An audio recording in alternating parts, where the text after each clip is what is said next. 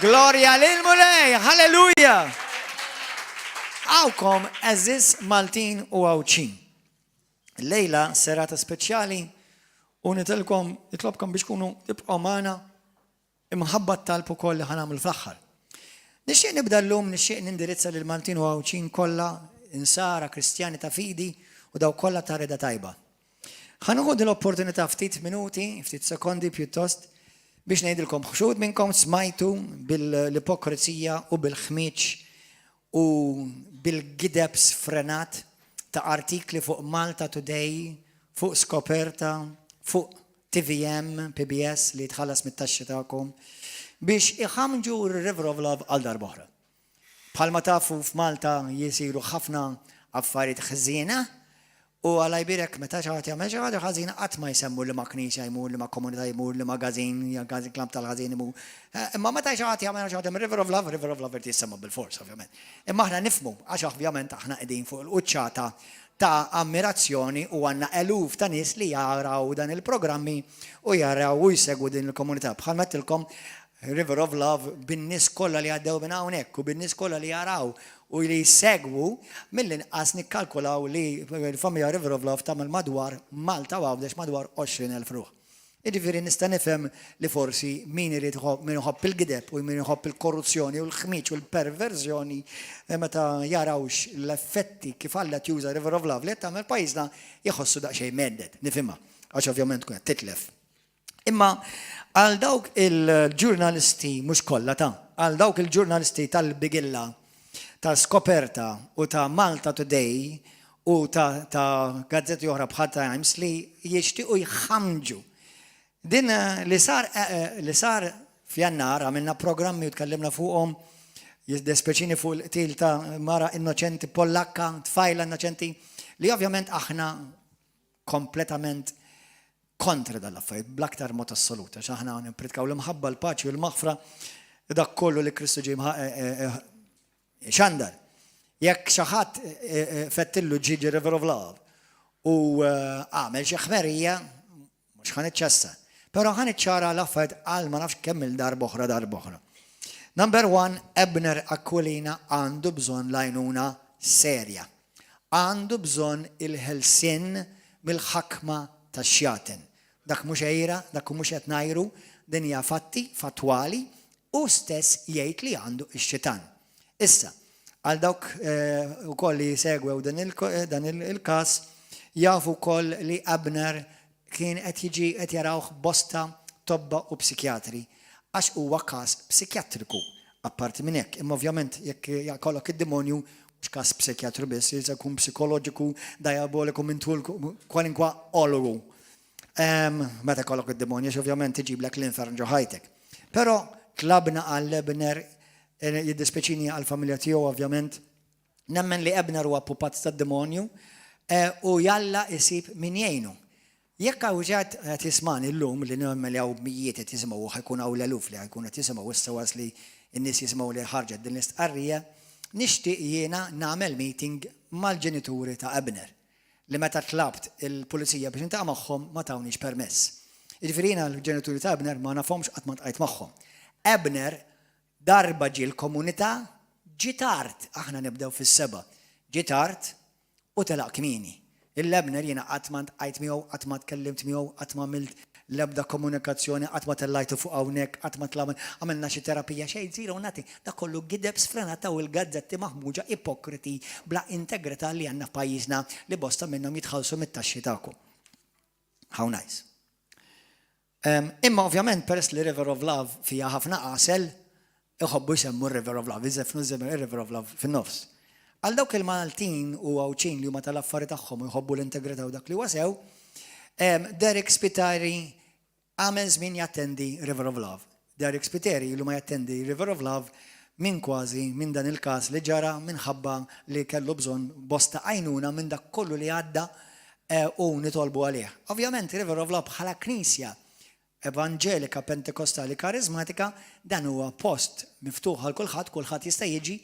Aħna ma noqgħodux nagħmlu xi scanning meta jiġu n-nies hawnhekk, ma nafx noqgħod ngħidulhom saqsuhom fuq il-background tagħhom U ovvjament hawnhekk bħala membri, essaċ aħna hawnhekk m'hawnx membri dik hija kelma giddiba oħra li l-gazzetti qed jużaw m'hawnx membri Reverend. Hawnhekk hawn knisja kulħadd jiġi u jmur freely, liberalment u ħadd m'għandu l-obbligu għalej Ġesu u jekk isegwu l-kelma tal-Mulej mbagħad jafu x'għandu jagħmlu.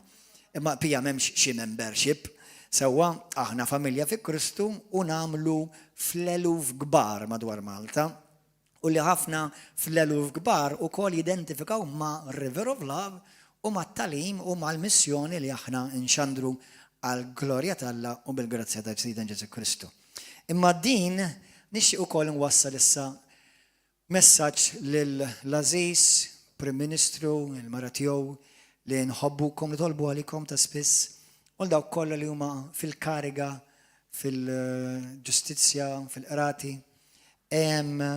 Nħaġġiġkom biex intom please toffru għajnuna vera l-Ebner. Ebner għandu bżonn jinħeles mix-xitan. Hawnhekk aħna naraw bosta li jinħelsu mix-xitan u aħna Alla juża l-Knisja u knejjes simili biex naraw bosta nies jinħelsu max-xitan. Jiena lest li ntaqa' ma' Ebner, m'għandix problema. Ma għal dawk li ħajjisimgħu, please jekk ħajasal din l-afformazzjoni tasal sewwa, tasal bir-reqqa u tasal bl-integrità u bl-unur biex ma jiġi mgħawweġ xejn.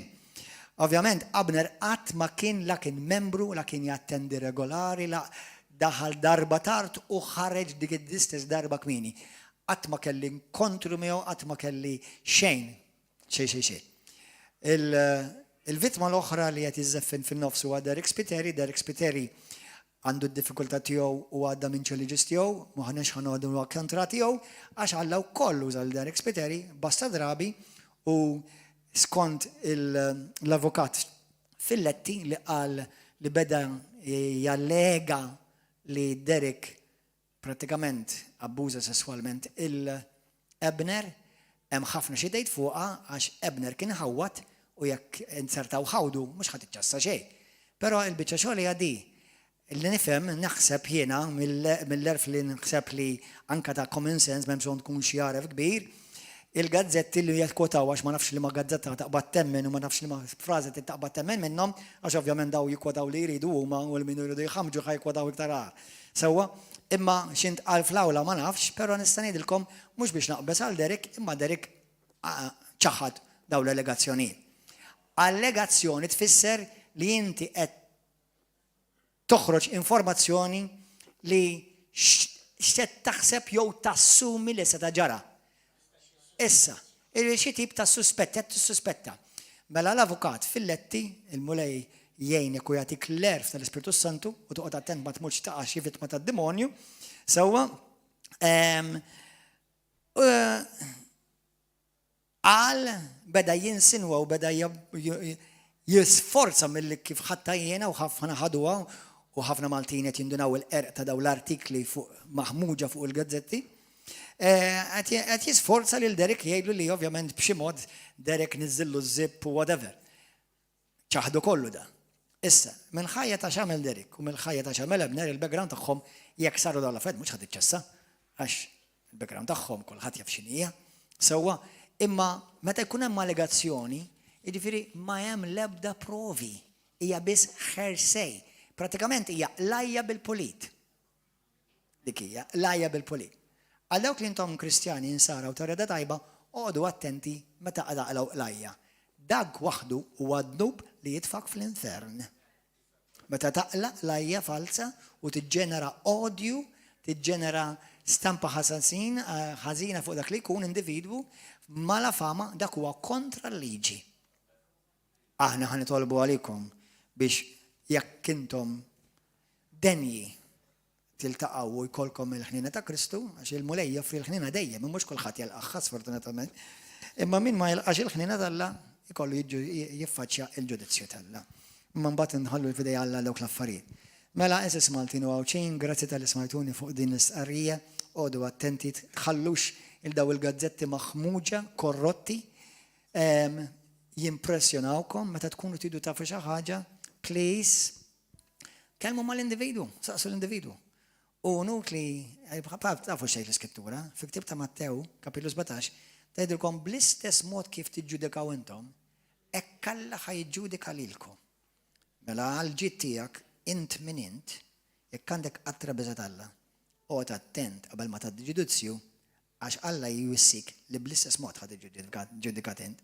Se jekk int trid li Alla iħenna lik, mela jaqbillek testendi l-ħnien għand ukoll. U l-maħfra jekk xi ħadd żbalja, għax inti wkoll żbaljat bla dubju. Amen? Però meta jkun hemm allegazzjonijiet, tattakkawx nies fuq allegazzjonijiet, għax dik kull ma hija biss prożunzjoni biex jipprovaw ipoġġu kliem fal-ħalq dak li jkun. Speċjalment ma dak il-persuna jkun taħt pressjoni miskin jew miskina biex jipprovaw jattakaw u jċabsu xi ħadd li wabli u jisprawli mhuwiex ħati. Il-ġustizzja trid issir. Abner sqar u stess li qatel din il-mara. Sfortuna kbira. Għal mal-mulej dawn huma vittmi. Ix-xitan irid iġib il-kulħadd vittma u jġibek pożizzjoni fejn jagħmlek pupazz tiegħu. U fuq hekk ħa nitkellmu llejla. Jalla l-mulej jtik il-grazzja li f'qalbek isib f'post fejn jkollok spazju għall-verità t'Alla. Ejn itolbu. Kollha tiqum ejn itolbu. Halleluja, ħadd iċċebxiba lill-mulej l-ewwel qabel kollox. Missi Qaddis, ingrazzjawk tal-kelma qaddisa tiegħek. Natu glorja mulej u niddikjaraw li Ġesu Kristu huwa il-mulej ir-re tar-rejiet sultan tas-slaten. Mulej Qaddis, grazzi. Igglorifika ismek il-lejla f'dan il-post mulej u daw kollha li qed isegwu dan il-messaġġ berikom, messilhom qalbhom u mulej għamel li l-barka tiegħek tinżel fuq pajjiżna. Malta għandha bżonnok mulej. Malta għandha bżonnok. F'isem Ġesu Kristu kellimna l-lejla u għamel il-kelma tiegħek mulej tinfdilna qalbna f'isem Ġesu. Amen. Ixxerjaw dan il-video waħwa. Morru fi ktib ta' Ġwanni kapitlu 10, skrittura li hija popolarissima, nafu ħafna. Infatti skrittura li tista' kif jgħidu bl-Ingliż, it straightens up your theology. Ġwanni kapitlu 10. Straightens up your theology għaliex ismaw klim Ġesu stess. Ġesu jgħidlek. Il-ħallil għal-net jirreferi għax-xitan. Ma jidħolx jekk mhux biex jisraq, joqtol u jeqret. Imma jiena ġejt, jgħid Ġesu, biex ikolkom il-ħajja u l-ħajja bil-kotra. Jiena ġejt biex ikolkom il-ħajja u l-ħajja bil-kotra. Xi ħaġa interessanti f'din il-passaġġ li jkollok il-ħajja bil-kotra mhijiex awtomatika. Trid tażilha. Trid tażilha. Illum, peress li huwa messaġġ ta' matul il-ġimgħa, nipprovaw nżommu daqsxejn iqsar mis-soltu. Meta fittixt fit-talb il-mulej fuq xi nitkellem u mar tajjeb, imur tajjeb hand in hand anke ma' sitwazzjoni qed ngħaddu minnha pajjiżna bħala komunità River of Love li eluf ta' nies jaraw dal-programmi sew fuq televiżjoni, sew fuq YouTube u sew fuq il-Facebook. Il-mulej poġġi li f'qalbi biex nindirizza din il-kelma ħallil. Ħallil. Infatti din hija l-unika darba li Ġesu jirreferi għad-demonju bħala ħallil. Sa xi ħaġa interessanti xi darba nitkellmu fuq, imma anke Ġesu ġej lura fid-dinja bħal ħallil. Imma ħalli ma naqbdux fuq dak is-suġġett. Il-ħallil ma jidħolx jekk mhux biex jisraq, joqtol u jeqret.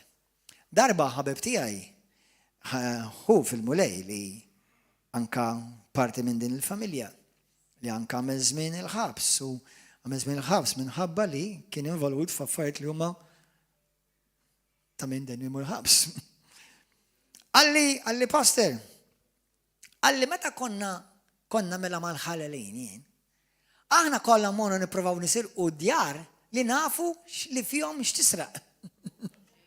Ma konniex nippruvaw nidħlu ġodda li ma fihom x'tisraq. Allura konna nippruvaw nidħlu ġodjar li nafu li hemm x'taħtaf. Meta x-xitan qed jiġi kontra tiegħek, int li tħobb il-Alla Kristjan vera mhux biss tal-isem imma minn qalbek tixtieq toġob il-Alla, ix-xitan jiġi kontrik għax hemm fik investiment kbir minn Alla li jixtieq jisraq. Għax kieku inti minti irrelevanti u mintix importanti, kieku x-xitan iħallik bil-kwiet. Imma l-fatt li jattakkak u jipprova jiġi jisraq minn għandek qed jgħidlek li int ta' teddida għalih. Kemm hawn minnkom ġieli kellkom attakki tad-demonji fuq ħajjatkom, kontra saħħtek, kontra familtek, kontra l-finanzi tiegħek, kontra relazzjonijiet, kontra żwieġek u li dejk nara. Għalhekk idinaw intom. Għax ix-xitan immarkakom. Jaf li intom għandkom l-għasel. Għandkom l-għasel. U għax-xitan iktar jippreferi jwaqqaf ifixkel xil xi ħadd bħalek milli xi ħadd li huwa l-ebda tad-dida għad-demonju u għas-salta tad-dlamijiet tiegħu għalhekk jiġi kontra tiegħek. Għax jaf li jekk inti tibda tiddi għal Ġesu Kristu x'teddida kbira għad-demonju, inti tkun f'dan il-pajjiż għad-demonju. Għalhekk jiena ngħidilkom il-lejla Maltin u Għawċin, insara kattoliċi, protestanti, ortodossi, evangeliċi, pentekostali, iddu f'isem Ġesu Kristu. Iktar ma idlam, iktar tiddi inti l-qawwa tiegħek tal-mulej fuqek, halleluja. Amen, iddi għal-mulej. Iddi għal-mulej. Ħanilkom daw il-punti, isimgħu nisew. Number 1, ix-xetan huwa reali.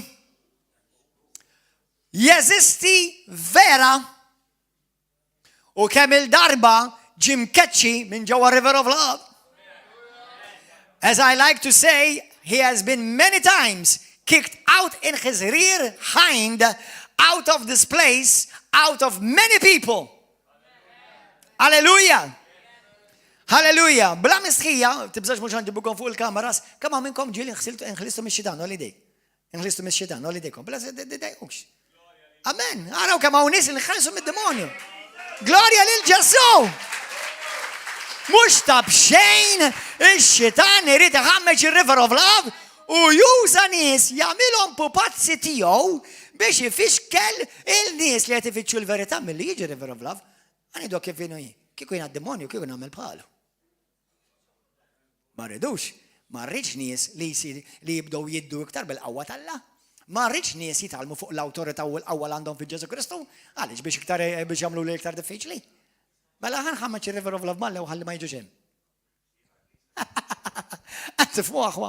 Però isimgħuni moħħkom. Isimgħu. Għax ovvjament id-demonju jattakka lilek. Jipprova jwaqqaf lilek, jipprova imma għaliex inti daqshekk importanti, my goodness gracious.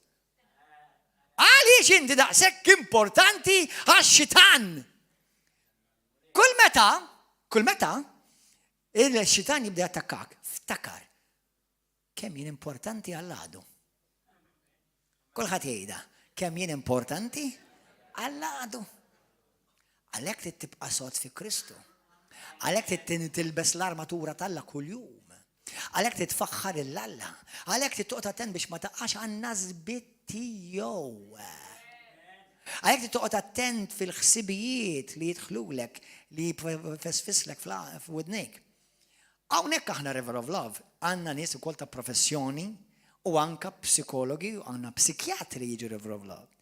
Jiena għandi ħbib tiegħi psikjatra li huwa wieħed minn naħseb jiena mill-iktar psikjatri bravi f'pajjiżna li jgħidli naf tnejn minnhom li kellhom esperjenzi fejn jaraw in-nies jinħelsu mix-xitan.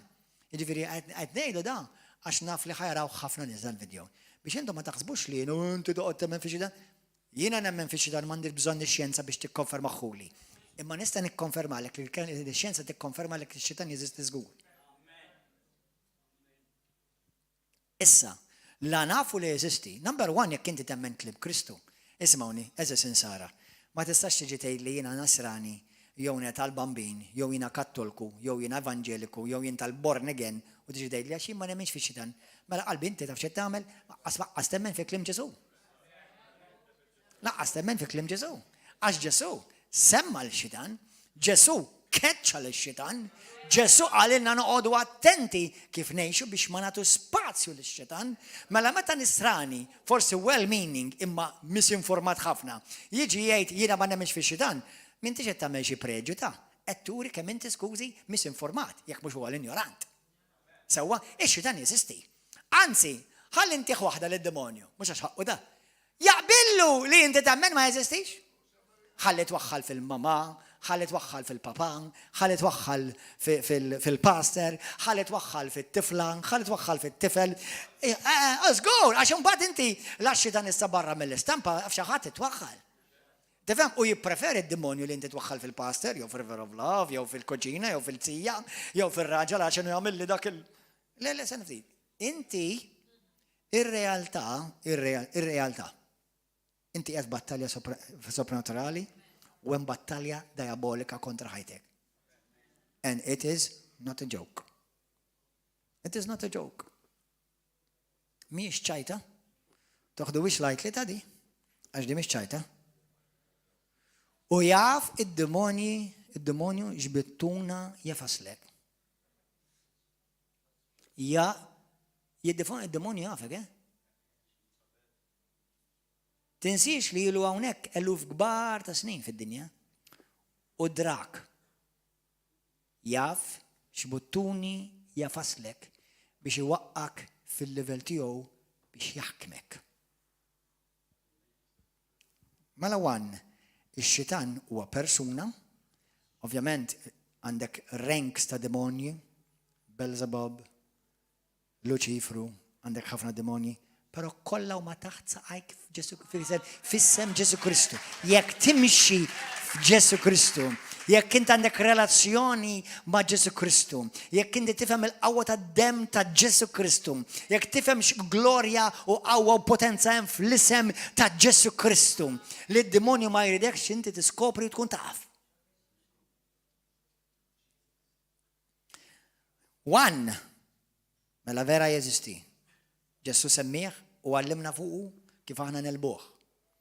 F'Mattew kapitlu 9 vers 1 u 10 vers 1.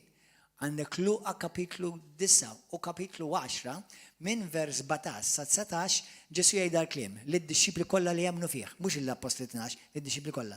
Qallhom araw, jiena tajtkom qawwa u seta' biex tirfsu fuq il-qawwa kollha tal-għadu, skorpjuni u srib.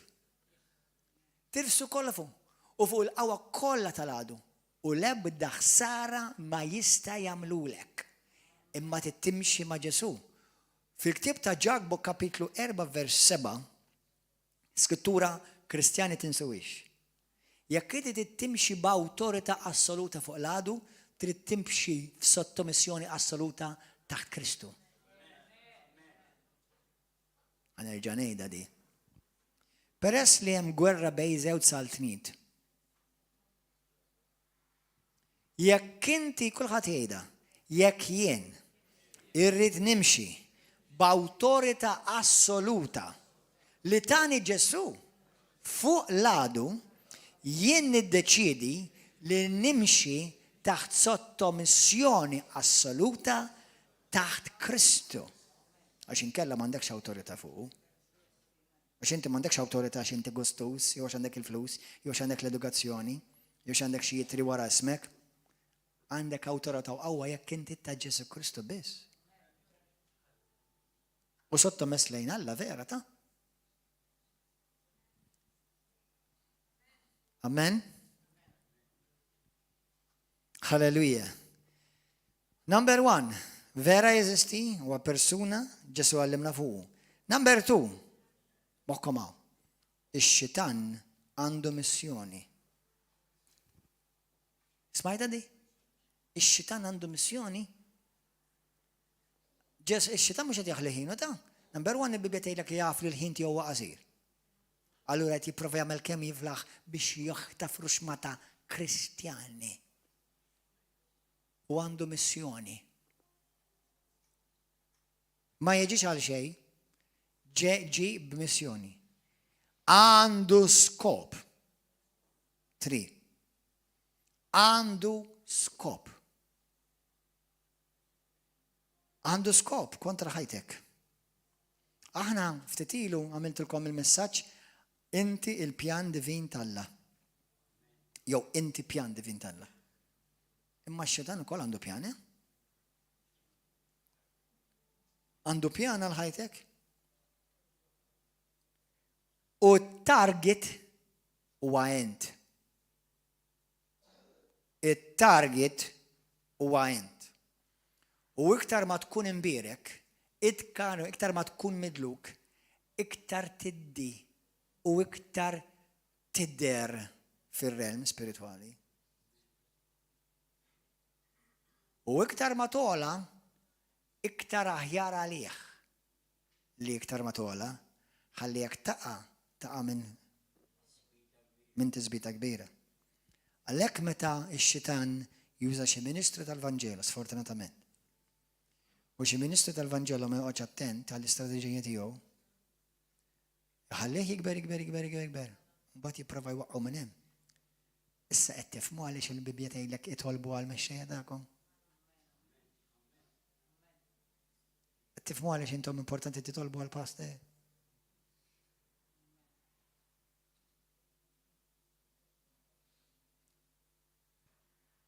Għatwix biċċajt.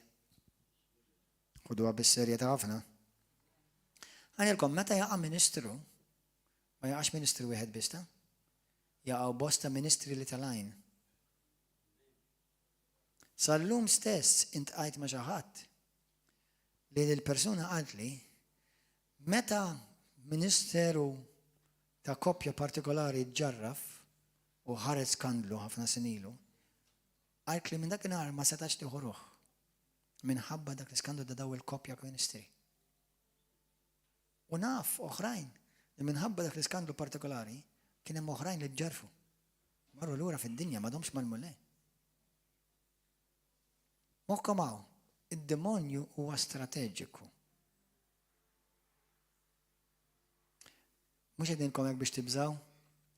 Bniedem avżat fi Kristu dejjem armat. M'intix nofsok armat int. Int totalment armat. Basta imxi ma' Kristu ħalli tkun dejjem armat. U tgħid weledek b'saħħtu, weledek b'saħħitha. Kulħadd ikollu momenti ta' djufija.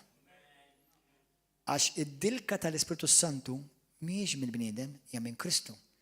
Imma nġorruha ġo ġarra tal-foħħar.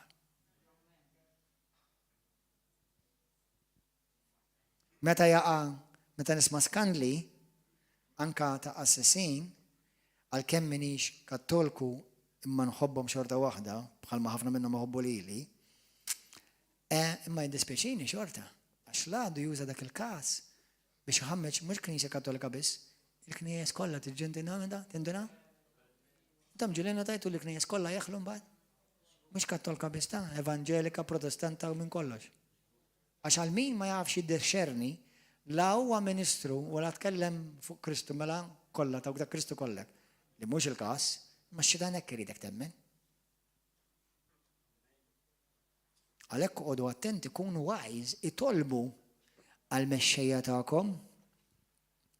Ix-xitan mokkom hawn.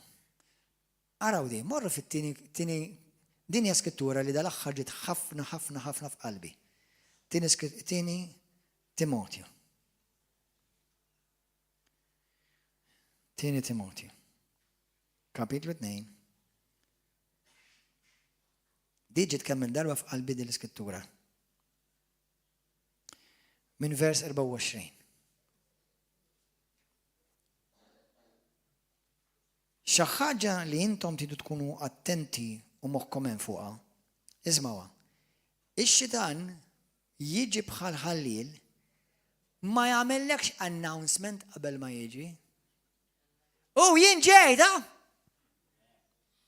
il-ħallil jiġi għalla rieda f'mument l-inqas li taħseb li ġej, jew f'mument l-inqas li tistennieh. Għalhekk trid tkun int wise. Għaliex? Ħajnajdu, ħantikom eżempju. Per eżempju, ħafna mad-dinja anka bosta fil-Knisja għandhom problema ta' pornografija. Mela int għandek mara raġel li jridu jelbu l-pornografija. Mela inti tkun strateġiku. ċertu ħin tiftħux il-Facebook, il-YouTube. ċertu friends li jitellaw ċertu post, x'ċambjon friends. Biex nevanġelizzalhom passer. U attenta x'ablet jevanġelizzaw lilek iktar.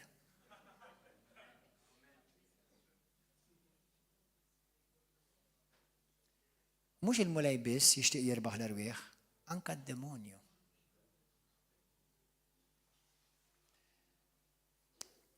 Illum il-ġurnata tant tħamġet id-dinja bil-perverżjoni li jekk iddaħħal xi kelma, per eżempju, reċenti daħħal kelma jgħid infittex kelma biex nara xi tfisser ċertu kelma fuq il-YouTube, Google. Mamma mia Ġesu ħanin. Kif ma kellix taqsam ma' s-sesta. Kif daħħal kelma, talaw li links tal-pornografija.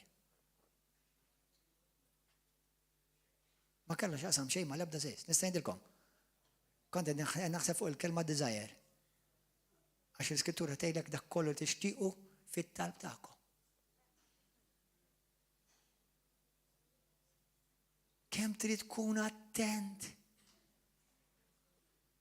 Għalhekk l-Iskrittura twissi biex inti ma torqodx spiritualment, għalhekk dal-aħħar x'kellimna l-mulej. Oqgħodu attenti mill-for grantedness, oqgħodu attenti mill-familjarità, oqgħodu attenti mill-aljenazzjoni. Oqgħodu attenti. Issa jekk tiżbalja x'imkien, hemm l-indiema u indem u l-mulej jaħfillek. Imma titgħallem tkun strateġiku. Amen? Halleluja. Ix-xitan jinqeda beħsibijiet. Oqgħod attent, proteġġi ħsibijietek.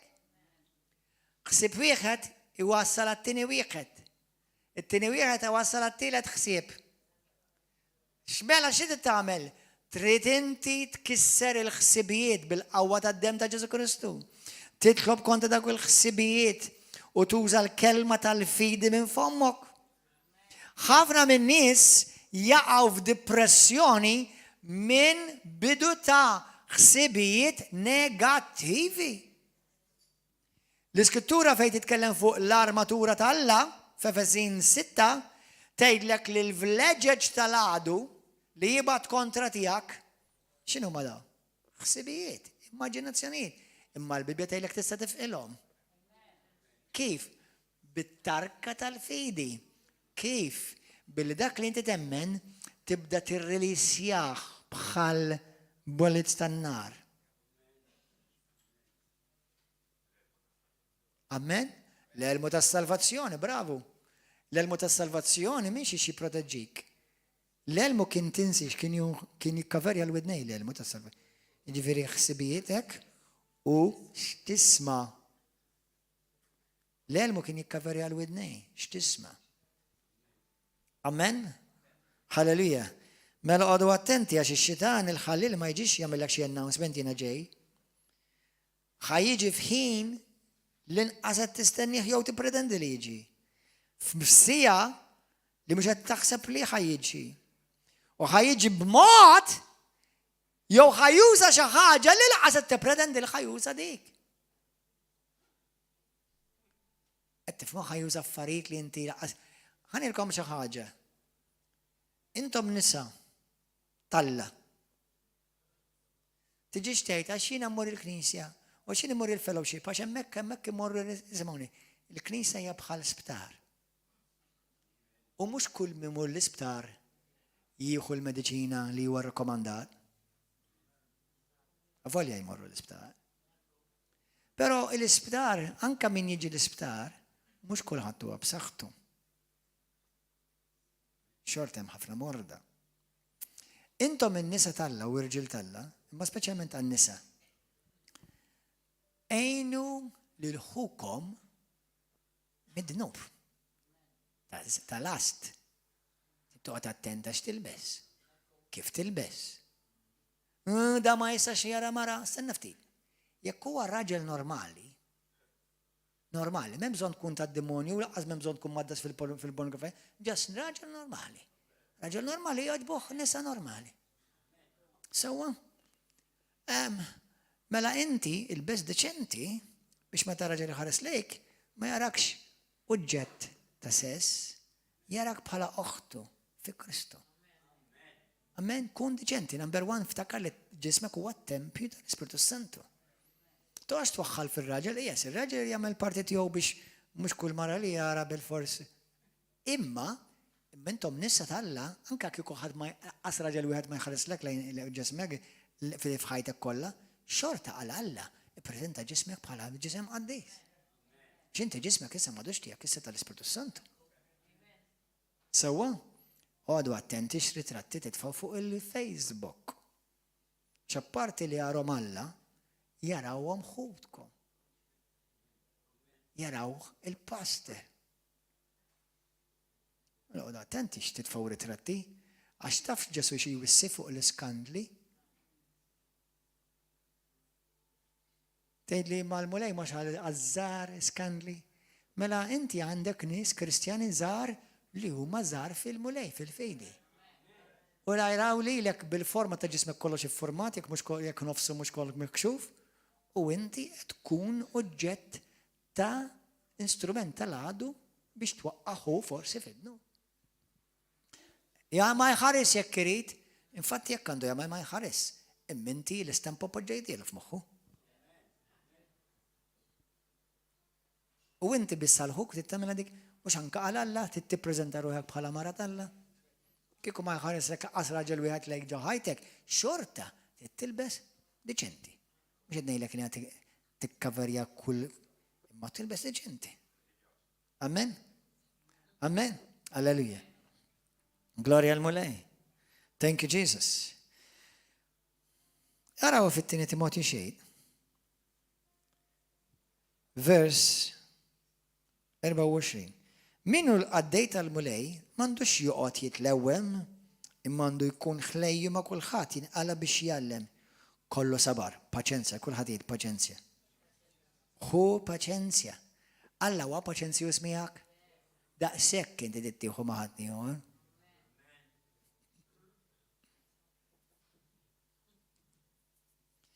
Iwiddeb bil-ħlewwa lil dawk li ma jaqblux miegħu. Għandu mnejn Alla, simgħu għadja din hija powerful l-Iskrittura, għandu mnejn Alla jagħtihom l-indiema. Sena ftit, mela li inti twiddeb, mhux tiġġudika twiddeb, mhux tiġġudika twissi. Twissi, għamel li trid ma ħanejdlek. Jekk inti tagħmelek hekk ħajġrilek, ħan wissik b'imħabba. Samel int. Għamel int. Sewwa, imma ħantik twissija ta' mħabba. Li qed tagħmel mhux tajb għalik. Mhux tajb għal ruħek. U l-Iskrittura tgħid, itlob għal daw it-tip ta' nies. Għaliex għandhom bżonn li Alla jtihom grazzja biex jindmu. Din għalija xi ħaġa kif jgħidu bl-Ingliż mind-boggling. Għax il-bniedem biex jindem titlob għalih. Għax laqqas jaf jindem minn rajh. Kemm hawn minnkom li intom kontu l-bot mill-mulej u xi ħadd talab għalikom biex tersqu lejn il-mulej. U li dej. Ejja nkunu onesti. Amen. Għalija talbu kol. ċina meta tkun maddas fid-dnub, inti taf x'inti maddas ukoll fid-dlam ta'. U fid-dlam ma tarax qalbi. Għalhekk Ġesu ġie biex jiftaħ l-għajnejn tal-omja. Amen, alleluja. X'iktar? Għandu mnejn Alla jagħtihom l-indiema u hekk jarfu l-verità u jiġu frenzihom. Itolbu għal-mexxejja, itolbu għal min imexxikom, itolbu għal xuxin, itolbu għal min jagħmillek id-deni. Għalhekk għaliex titlob għalihom? Għax daw ma jafux, isimgħu x'ħadej l-Iskrittura, daw ma jafux laqqas jafu, laqqas huma aware li huma pupazzi qed jużhom id-demonju. Daw minn għam jagħmlu xi bravura. Daw laqqas jafu li qed iwettqu il-pjan tad-demonju. Ara x'tajt. U jaħilsu miġbik tax-xitan. Qabadhom fix-xibka tax-xitan. Li kien qabadhom taħt idejh biex jagħmlu ir-rieda tiegħu. Qabadhom taħt idejh, ma jafux li qegħdin maqbuda taħt idejh biex jagħmlu li jritu u ma jafux li qed jagħmlu li jrid id-demonju dawn minn għalihom qed jagħmlu xi bravura. Qed nagħmel artiklu sabiħ, ħadd idher sabiħ għax qed tagħmel ix-xogħol tad-demonju. U laqqas taf. Sal-lejla jekk qed tisma' u probabbli ħadd tisma'. Il-monetik il-grazzja tindem. Ħatiftaħ għajnejk. Għax jekk id-demonju jeżisti vera, naf li d-demonju mhux il-ġenna dawn. U d-demonju jeżisti vera, U d-demonju l-iskop tiegħu huwa biex jieħdok l-infern u jimlik bruxma ta' demonji u jisħtek minn issa. Minn issa. Moħħkom hemm eżiż aħwa Maltin u Għawċin? Immentom tistgħu timorru fl-ewwel Pietru. Alla ma ħallikx bla qawwata u bla saħħa jew hopeless. Le, l-mulej, grazzi Ġesu, armak sewwa kif ngħidu bil-Malti armak sa sninek. Amen. L-ewwel Pietru 5, vers 8, ara xi tajt. Kunu meqjusa ġifieri moħħkom hemm u għassu torqaċ. Għax l-għadu ta'kom ix-xitan, minnu l-għadu ta'kom? Ix-xitan l-għadu tijak. Mux il-pasta l-għadu tijak hi. Jekk il-muli, ara, jekk ix-xitan dawrek kontra l-pastor, ara, mux il-pastor huwa kontra tijak. U laqqas ma l-pastor u kontra tijak. U laqqas inti ma tkun kontra l-pastor. Jew kontra huk, jew kontra uħtok. Araf li hemm demonju u li għandu strateġija. Biex kisser. Mux huk, mux il-mara tijak hija l-għadu, mux il-raġil tijak hemm demonju, hemm battalja spirituali vera, reali. Meta aħna naraw nies jinħallsu minn saħta jew mamul, dik reali ta' tkun, mux xi ċajta. Meta hemm demonji li jiġu wirta kif tgħidha di? Wirtuhom minn ġenerazzjoni ta' qabel dik vera teżisti da. Ix-xitan qisu il-jun jgħid kulħadd jgħid qisu. Mhuwiex il-jun, qisu. Niftakar jiena pereżempju fi ktib fil-film ta' Lion King, hawn minnkom rajtu Lion King? Niftakar il-jun Niftakruh il-skar li meta kien jiġi l-jum vera qudiem u dejjem jibża u jagħmilha ta' coward. Imma skar kien jagħmilha ta' bully ma' xi jasfur, ma' xi zebra, ma meta kien ma' l-jum vera ma kien jibża. Inti fem? L-jum dak li jagħmilha bħal il-jum mhux il-jum dejjem jagħmilha ta' bully u min jagħmel ix-xogħol ta' bully qed jagħmel ix-xogħol tad-demonju. Id-demonju huwa bully. He's a bluff. Ix-xitan huwa bluff. U għandu udjenza, ma sfortunatament, li ħatafhom taħt idejh biex jqogħdu jaqraw l-artikli tiegħu, jaraw il-films tiegħu, jaraw il-videos tiegħu, għandu l-udjenza. Ma jafux li huma skjavi tiegħu mingħajr ma jafu. Għalhekk għandhom bżonn it-talb tiegħek. Għandhom bżonn il-ħnina tal-Alla. Għandhom bżonn id-dem ta' Kristu biex inħellsu minn taħt dik il-ħakma. Ismawni, u għet jifittex jidur u jifittex li l-min sa jibla. Ġan interessanti, mux ġast jgħidmek ta' jrid, jibilek jrid. Inti li għed torqot ma dik u ma dak u tiġri minn raġel għal-liħor, li għed torqot ma irġil ta' nisa oħra, nisa ta' irġil oħra, li inti maddas fil-pornografija, taħħu droga u ta' ix-xitan minn tixinduna li għed jibbillak. Inti taħseb li ħajkun kontent ġast ila naqra? Le, jrid jibillek. Jibillek jrid. Però tista' taqaflu bil-fidi intom tafu li uħudkom imxerdin mad-dinja qegħdin jaqsmu magħkom l-istess dbatijiet tagħhom. Id-batijiet, isma' m'għandniex nirringrazzjaw l-Alla f'Malta m'hemmx batijiet bħal m'hemm f'ċertu pajjiżi oħra, imma dbatijiet ħsibijiet tuħu għalik, offenses, nuqqas ta' maħfra li taqlaq lajja, jon kella xerret lajja, daw kollha affarijiet li inti li qabli jekk xi ħadd tagħmilha kontra tiegħek ħadbati. Huma tip ta' persekuzzjoni, tip ta' kif id-demonju jipprova iweġġek. Imma llum il-ġurnata daw l-affarijiet kollha jiġu mikxufa bid-dawl ta' Kristu, bid-dem ta' Ġesu Kristu. Għaliex aħna l-ewwel edna, praise and worship, aħna l-ewwel edna kemm int importanti, taf għaliex int importanti. L-ewwel Pietru gomorru hemmhekk, l-ewwel Pietru 2. L-ewwel Pietru 2 jisimgħu. Għaliex inti daqshekk importanti għad-demonju. Ħanidilkom misteru tal-ġenn. Mela Alla ħalaq id-dinja ma swilu xejn. Alla ħalaq l-anġli ma swilu xejn. Alla anka kien hemm fejn anġli terz minnhom ħaduha kontra tiegħu. U ma għamel xejn. Alla ħalaq bniedem dineb kontra tiegħu u swilu kollox. Tifmu int kemm int prezzjuż għal Alla. Tifhem int kemm tiswa xi prezz għoli Alla ħallas għalik. Tifhem Alla għalli, tifhem issa għaliex id-demonju jobodok u jrid jisraq minn għandek, iffarkek, ikkisrek, jipprova jieħdok mill-pjan tal-Alla biex ma twettaqx il-pjan fuq ħajtek. Int imbarkat bid-dem ta' Kristu, ġejt mixtri bi prezz għoli.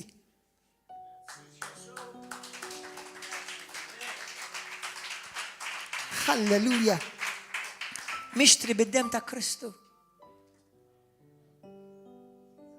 Gloria lilek. Atti tal-Apostli 10, 20, 28 tgħidlek għax intom il-koll ġejtu mixtrija bid-dem ta' Ġesu Kristu. U fl-ewwel Pietru nifqgħu ħanitolbu. Illum ħalli d-dawl tal-Alla jeħilsek minn taħt il-ħakma tad-dlamijiet. La taqax tnassis tad-demonju. Kun strateġiku, oqgħod attent ma' mil-tamela, oqgħod attent x'tara, oqgħod attent fejn tmur. Għaliex? U ma allura ma nista' mmur imkien, tista' tmur ħafna postijiet, imma tkun strateġiku. Għax id-demonju għandu pjan biex jeqirdek. U ħanejdilkom aħwa, l-infern jeżisti vera. U minn qalbi ħanejdlek, laqqas l-ikbar għadu tiegħi ma nixtieq imur lehem. Dak mhux ġimgħa, dak mhux sena, dak mhux 3 snin u 10, dik eternità. Għalhekk jitolbu l-mulej ħenna l-jom x'jekk jibqgħu pupazza tad-demonju, l-infern ħajmorru. Għalhekk ħennu għal-jom, Ġesu taf x'qalu minn fuq is-salib lil min kienet isalbu u jobżoqlu u jinfdu. Għallhom issir ħenna l-jom. Għax daw ma jafux ta' xinu ma jagħmlu. Jafu sew xinu ma jagħmlu. Le ma jafux.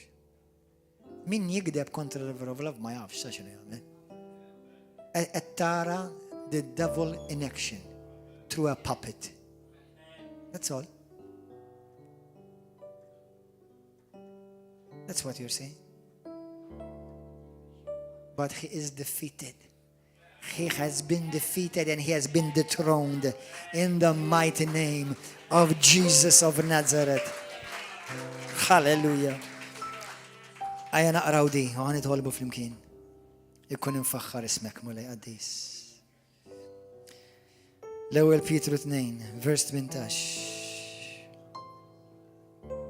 Għall-imħabba tal-mulej kurba s-sakata. Jesus. Naħseb l-ewwel. Fejtej l-iskrittura li intom ġejtu mixtrija bid-dem prezzjuż ta' Ġesu Kristu. Mhux bil-ħaġar prezzjuż jew bid-deb jew bil-fidda. Ma bid-dem ta' Ġesu Kristu intom ġejtu mixtrija. Għalhekk imu lill-Alla بجسمكم، قيموا لله بحياتكم. وانت ما جاينيش مشترية بالذهب وبالفضة ولا بشي صمة كبيرة فلوس. وانت جاينا مشترية بالدم تاع جيسو كريستو، بالدم ديفين تاع نفسه. عليك انت دقسك امبورتانتي يا الديمونيو، عشان انت ماركات بالدم تاع كريستو، انت ماركات السجلات بالسبيرتو السانتو. هاللويا. اين امو بالوفقة؟ جلوريا الملاي، جلوريا لك ابا مسير. اين طلبوا انتم اللي تراوا فوق اليوتيوب وفيسبوك؟ خليني طلبوا معكم، خليني طلبوا معكم. بش يك انت اللوم يا تاخدش سخطة يا تاخدش مامول تلعدو، يك كل مولاية تمسلك قلبك وتشتاق ليالله يفتح لك عينيك. اللوم يا الجنات عليك، اللوم الجنات عليك، اللوم انت الجنات عليك بش انت تنخلص من اللي ما تبقاش بوبات تلعدو. يا مخافنا سكتوريش السنة لك الأول جواني 5 verse 18-19 مرق رخم. يكاو جوات الليلة باسترين اللوم الليلة نشئ ناتي خايت الجسو، نشئ نندم من ذنوبيتي وبقلبي كله ندور لي جسو. أو شغات الليلة هالي ديك أو شغات، أو شغات دا كل اللي أنت قلت لي ديك أو شغات منك تا. هللويا. أنت اللي أتوم لك ورا فيسبوك ويوتيوب تشتاق تعطي حياتك لكريستو من الجسوس تنتلف. ويكنتك لك شخصا من الشرة اللاية وقدف ونيس أنك على دوا أخسب ورا ناس تعلم مش صامزوك لفريد عش تستيدن سخطة وجديد سيطلع فوق حياتك. إما المولا يتيك التشانس باش تندم دايم الأول، دايم يفريدك الخنين على الأول ترجعتش خنينة المولاي. يك انت تشتتات حياتك الكريستو هيدا التلبة ورايا لو مستس من قلبك هيدا ورايا الجسو كل خاطر هيدا ورايا بوجي ايدك قلبك فوق قلبك هيدا ورايا لو مولاي قديس. جراتسي تايبنك جسو مولاي نندم من ذنوبيتي اغفر لي مولاي فينينا كون ديزوبيدينتي كنت ريبلوس مولاي ما تاينا ما مشيتش بالكلمة تياك جسو اخلصني من كل انفلونسا ديابوليكا، من كل حكمة الديمونيو.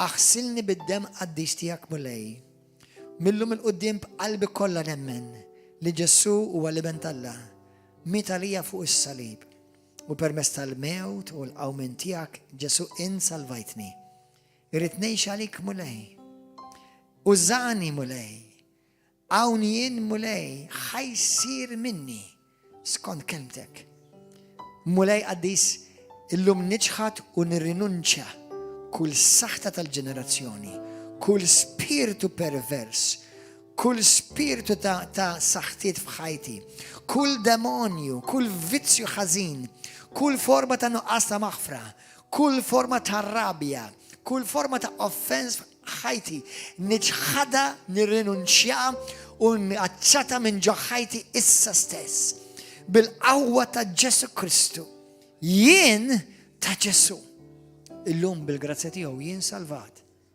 هالجلوريتيك مسير أمين. ياك ديك التلبتة من قلبك انت اللوم فيرا من قلبك اللوم من سالفات مقولات من جديد كومبل يقرأ البيبيا كل يوم رنجات المولاي من قلبك ويشيرك اي انا اتمالي لوف تاني ظهرين ليجوا هناك كل جمة ورا جمة فايتستا تكبر فايتستا توتق البيانتا خيتك كل نار تقربا ونار في السبتة فلاشية والخط في اللوضة فلاشة بيا الباتش معكم God bless you. على ده كله اللي ايدينا هناك انت فوق يوتيوب وفي فيسبوك خلينا نطلبوا معكم يعني طلبوا نفخروا المولاي ده كوشات منكم عندكم زون الطلب وخرجوا الطلب السستس هناك هللويا نفخروا المولاي هللويا جلوريا المولاي خلينا نطلبوا عليكم يا اخوان على ده كله اللي عندكم زون تنخلصوا من شيء بتاع I don't know شيء بتاع اوبريسيون ديابوليكا ياك فورسي كلك شيء اتك فوق يوتيوب ايدي طلبة ورايا من قلبك يقولوا مش قديس كل خاطر سيدا يدوا أساس يدوا مولاي قديس نكونساغرا حياتي للجسو كريستو أو آخرين اللي عندكم زون دي الطلب جسو جراتسي تالي تغفر ذنوباتي حولني مولاي minn kull madma tal-għadu. Nirreġetta d-demonju. Xitan marredekx f'ħajti. L-ebda parti minni marredek f'ħajti. Itlaq il-barra minn ġo ħajti. Issa stess, fissem Ġesu Kristu. Jien illum maħfur, madnix iktar taħt l-ebda kundanna. Fissem Ġesu. Illum jien maħsul bid-dem ta' Ġesu Kristu. Mimli bl-Ispirtu Santu. Mulej bħalma int ħfirt lili. Jien ukoll naħfer lil min weġġani. U għamel forma ta' ġustizja miħaj mulej. Ixini, naħfrilom mulej għaddis. U nitolbok Abba Messier, għatjom il-grazzja li kollom indima ġenwina. Ħalli jaraw biex ma jibqawx taħt il-madma tal-għadu biex jamlu ridatjom minar ma jafu. Għalek mulej nesendi grazzja ħnina u barka fuq daw kolla li jamlu gideb inġustizjej mala fama f'isem Ġesu Kristu. U jalla jiduqu l-ħnina tijak qabel ma jgħaddu għal-ġudizzju tijak. F'isem Ġesu Kristu. Irċivu l-barka tal-mulej. Nikmanda li kull spiritu ħażin joħroġ minn ġo fik issa stess. Daw kollu li intom qed tinħelsu l-ġimgħa l-oħra kellna nies qed jinħelsu fuq il-YouTube, fuq il-Facebook letteralment. Il-mulejja ħilsek minn kull spiritu ħażin ta' Mart. Nikmanda kull spiritu ta' Mart jitlaq minn ġo ħajtek. Issa stess fissem Ġesu Kristu ta' Nazzaret. Kull spiritu ta' biża, kull spiritu ta' abbuż, kull spiritu ta' rejection jitlaq minn fuq ħajtek issa stess fissem Ġesu. Barra! Oħroġ! In the name of Jesus. In the name of Jesus. U jekk hawn xi gazzetta jew xi stazzjon li ħajamluha tal-Halloween biex jagħmlu din it-talba weħida ma jimpurtax, imma ħad tkunu tafu li qed tidimbu kontra l-Ispirtu Santu ħan wissikom f'isem Ġesu Kristu u twaqqgħu iż-żufjetta fajt tal-qaddisa. Halleluja. Il-paċi magħkom dak kollha li intom fuq YouTube u Facebook. God bless you right now. Halleluja. Grazzi Ġesu. Ejja nkomplu tolbu aħwa.